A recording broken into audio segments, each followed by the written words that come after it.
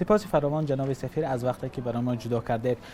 سوال یکمی من از شما این بود که شما 4 روز قبل در قطر بودید و با هیئت‌های گفتگو کننده حکومت افغانستان و گروه طالبان دیدار داشتید. میخواستم بپرسم که حالا در قطر چی میگذرد؟ اول از شما تشکر که اینجا تشریف آوردین و خوشحالم که در 2 روز گذشته در تاجیکستان بودم و هستم. مجالس خوبی داشتم. درباره سوال شما باید بگویم که این یک قدم بسیار مثبت صورت گرفته که در دوحه تیم‌های جمهوری اسلامی افغانستان و طالبان دارن با هم مذاکره میکنن، بحث میکنن، تبادل نظر میکنن. این یک قدم بسیار خوبی هست برای اولین بار در 40 سال جنگ در افغانستان زیاد و کم گروپ هایی که در جنگ با هم هستند میخوان از راه صلح و از راه پیدا کردن یک راه سیاسی جنگ را در افغانستان ختم بدهند و در اونجا مذاکره ها، بحث ها، تماس ها بین گروپ ها دوام دارد. جناب سفیر ببینید تا این لحظه در گفتگوها چه چیزی به دست آمده است؟ مثل که در مطبوعات هم گفته شده درباره طرز عمل برای مذاکره بحث ها دوام دارد. از 20 مسئله که مطرح شده بود درباره 18 آنها موافقه صورت گرفته، تنها 2 فقره تکمیل تا هنوز نشده. ما طبعا امیدواریم که پیشرفت صورت بگیره، تکمیل شود و باز بعد روی اجندا صورت بگیرد. میتونید بگید که اون 2 مسئله چی هستن که خوب است که از خود از اونا بشنوین در این باره، چرا این بحث ها هستند که صاحبش هم افغان ها هستند و بر رهبریت افغان ها صورت میگیره و در اتاق مذاکره هیچ کدام خارجی وجود نداره. ما طرفدار این هستیم که افغان ها هرچی زودتر به موافقه برسن روی این مسائلی که حالا رویش بحث هست و به اجندا برسن و راه حل برای مسائل سیاسی که سبب جنگ است اونها را حل بکنن. آقای خلیلزاد، آیا صلح در آینده نزدیک در افغانستان ممکن است و چه مانع‌هایی هست که باید پشت سر گذاشته شود؟ اول خب باید همه حوصله کنیم در این قسمت. گرچه مردم افغانستان مثل جامعه بین‌المللی عجله دارن بر رسیدن به صلح و میخواین هر چیز زودتر جنگ ختم شود و اون قابل فهم است چون این جنگ برای یک مدت طولانی دوام داشته. اما چون جنگ طولانی بوده پیچیدگی های هم حتما هست و وقت خواهد گرفت. ما طرفدار هرچی ختم جنگ در آینده نزدیک هستیم، اما باید همه حوصله داشته باشن. نمیشه پیش بینی کرد که در چند روز یک جنگ 42 سال ختم بشه یا در چند هفته، اما هر چی زودتر بهتر و صبر و حوصله یک دیگر را پذیرفتن، یک فرمولی را پیدا کردن که هم قابل قبول هر دو طرف باشه و هم عملی شده بتانه و کار است. هر دو طرف باید آماده باشن که یک راهی را پیدا کنن که نه کسی برنده و نه کسی بازنده باشه، اما برنده مردم افغانستان باشن که جنگ طولانی اونها که هر روز تعداد زیاد از افغان‌ها بدبختانه کشته یا زخمی شد ختم شود. خب لطفاً بگید که کدام مانع‌های اساسی هستند که آنها باید پشت سر گذاشته شوند تا ما با یک صلح برسیم؟ یک مانع بزرگ خشونت است و این خشونت که خیلی زیاد است هنوز کمک میکنه به ازدیاد عدم اعتماد بین دو طرف که آیا جدی هستند در مسئله صلح یا نه. ما طرفدار کم شدن خشونت جنگ هستیم و تشویق کردیم در بحثایی که داشتیم در دوحه که باید خشونت جنگ پایین بیاید. و دوم خب فاصله های هم هست، اگر فاصله نمی بود، اختلاف نظر نمی بود، جنگ نمی بود و اینا باید هرچی زود به موضوعاتی که سبب جنگ است برسن. حالا هنوز نرسیدن، روی مسائل طرز کار میکنن. در پس منظر آغاز گفتگوهای صلح و احتمال همراه شدن طالبان به قدرت در افغانستان، نگرانی ها درباره حقوق زنان، آزادی بیان، حقوق اقلیت‌های اتنیکی و مذهبی بالا گرفته است.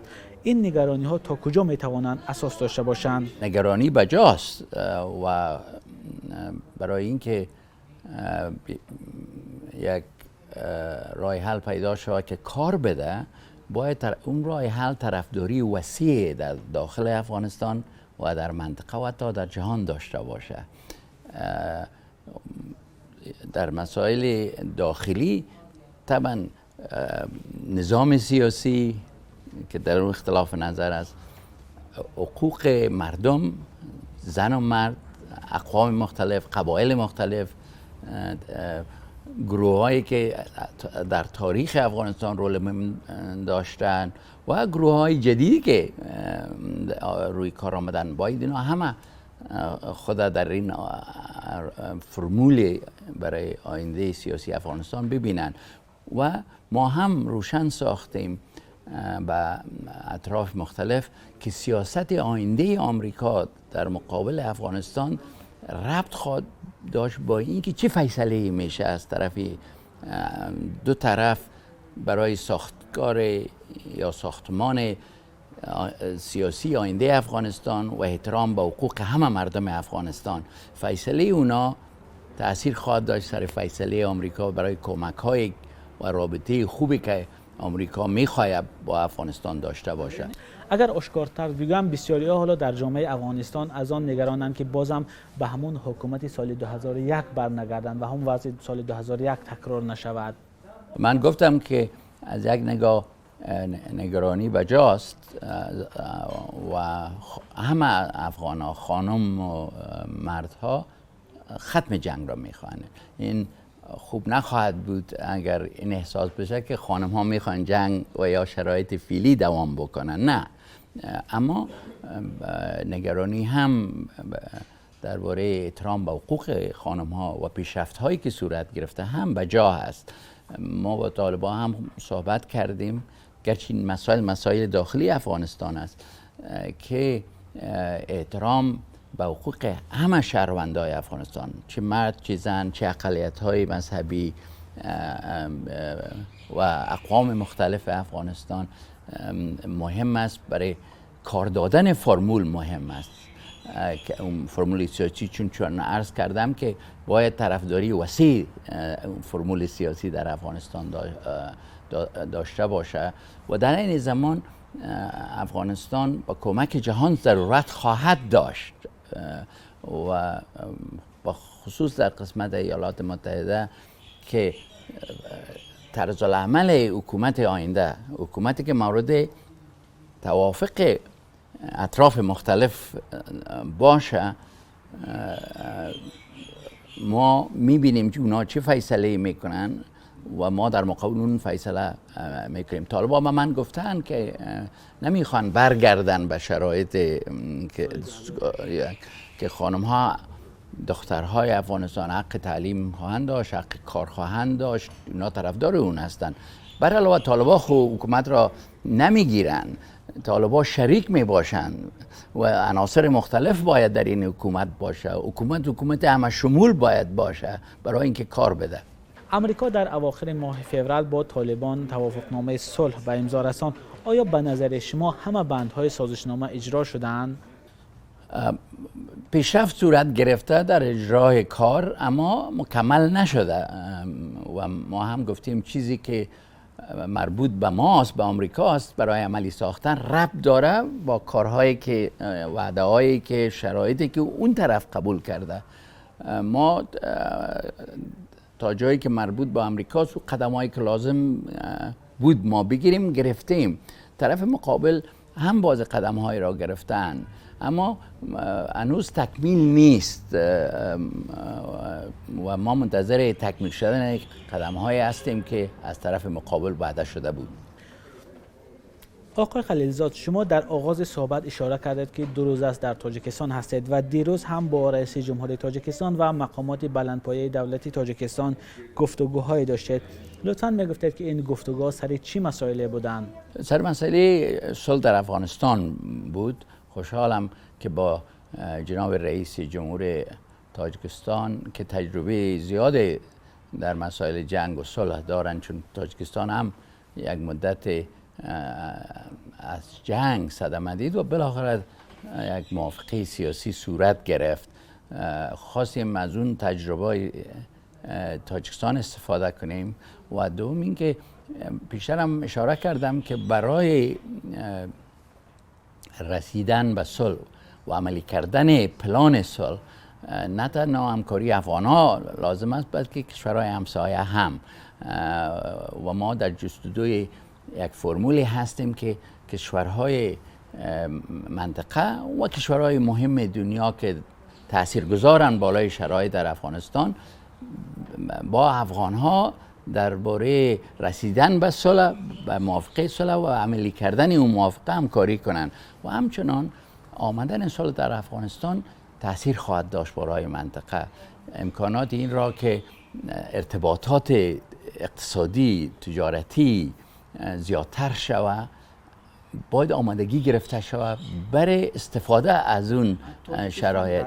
تاجیکستان در روند گفتگوهای صلح افغانستان چه نقشه میتواند داشته باشد؟ تاجیکستان کشور مهم و همسایه افغانستان است. روابط قوی مردمی، تاریخی، دینی، کلتوری هست و در گذشته هم تاجیکستان رول داشته. در وقت مقاومت یک تعداد از افغان‌ها در تاجیکستان می آمدن و می رفتن. یک تعداد هنوز هم هستن افغان‌ها در تاجیکستان، حتی در دانشگاه‌ها و پانتون‌ها اینجا درس می خوانند و صلح تاجیکستان افغان‌ها بعضی‌ها در اون نقش و رول داشتن. دوستی‌های شخصی هم هست بین مقامات. تاجیکستان رول مهمی دارد و من از سفر به تاجیکستان راضی هستم که تاجیکستان می‌خواهد ممد صلح در افغانستان باشد و هم آماده است که در شرایط لازم از چانسی که صلح برای منطقه به وجود میاره استفاده کند. جناب سفیر، در منطقه آسیای مرکزی همواره نگرانی ها از تجمع گروه های جنگی در شمال افغانستان و تهدیدها از جنوب وجود داشته است. حالا تا کدام اندازه این کشورها می توانند مطمئن باشند که بعد از توافق صلح خطر به آنها تهدید نمی کند؟ خب این نه تنها نگرانی کشورهای همسایه هست، کشورهای آسیای مرکزی، بلکه نگرانی کل دنیا هست. چیزی که دنیا میخواهد به شمول تاجیکستان این است که افغان‌ها صلح داشته باشند و در افغانستان خطر متوجه کسی دیگه یا کشور دیگه نباشه و در موافقه ما با طالب‌ها و همچنان در اعلامیه مشترکی که با عین روز در کابل پخش شد این پرنسیپ از هر دو طرف در افغانستان قبول شده که از افغانستان خطری به آمریکا و دوستای آمریکا و ما میگیم به هیچ کشوری باید صورت نگیره. اما برای اینکه این کار عملی بشه نه تنها باید صلح در افغانستان لازم است بلکه قدم‌های هم لازم است که برای مقابله با افراطیت و با ترور بعد از صلح هم و امریکا یک رابطه دوامدار با افغانستان به ضد ترور میخواهد بعد از صلح هم داشته باشد و همچنان ما میخواهیم که با همکاری منطقوی، همکاری آمریکا با منطقه و همکاری بین المللی برای مقابله با ترور با افراطیت دوام کند. این قدم هایی که برای مبارزه با افراطگرایی بعد از امضای سازشنامه صلح افغانستان باید برداشته شوند، کی باید این قدم ها را بگیرد؟ کشور افغانستان و یا دولت های همسایه؟ اردو هم حکومتی که در افغانستان به اساس موافقه اطراف مختلف به وجود میه، خب اول هم ما و هم کشورهای دنیا با اون حکومت باید درباره همکاری آینده بحث بکنن و به موافقه برسن و افغانستان آینده هم به کمک های جهان ضرورت خواهد داشت و آمریکا حاضر است که با افغانستان بعد از صلح، بعد از موافقه صلح همکار باشد، حاضر است کمک بکند. آمریکا میخواد یک میراث خوب در افغانستان بگذاره و همچنان آمریکا حاضر است با منطقه همکار باشد، نه تنها از نگاه مقابله با ترور امکانی در اون زمان، بلکه در مسائل اقتصادی، در ساختن زیربناهایی که تجارت را آسان‌تر بسازد بین افغانستان و آسیای مرکزی و بین افغانستان و پاکستان و بازارهای دنیا نزدیکتر و بازتر شوند برای آسیای مرکزی، بلکه همچنان در پیشرفت‌هایی که ضرور است از نگاه مردم در افغانستان. ما فیصله کردیم که می‌خوایم یک رابطه خوب، نه اینکه ضد این کشور یا کدام کشور دیگه باشه، اما همکاری با مردم افغانستان، با حکومت بعد از صلح در افغانستان و با منطقه داشته باشه. و جناب سفیر، سوال آخرانی من چنین است که افغانستان بعد از همراه شدن طالبان در قدرت چگونه کشور خواهد بود؟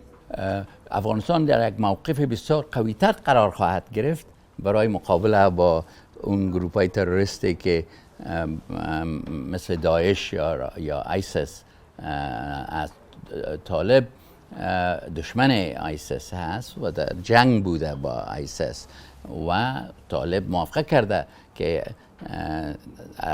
اراضی که فعلا زیر کنترل از اونها هست و اگر جزء حکومت آینده میشن در تمام افغانستان با گروپ های دیگه که حکومت را میسازن، به هیچ گروپی که از خطر باشد از اراضی افغانستان با اونا اجازه نخواهد داد استفاده بکنن تا با آمریکا، تا با کشورهای دوست آمریکا و حتی به نظر ما به هیچ کشور از اراضی افغانستان خطر وجود نداشته باشد.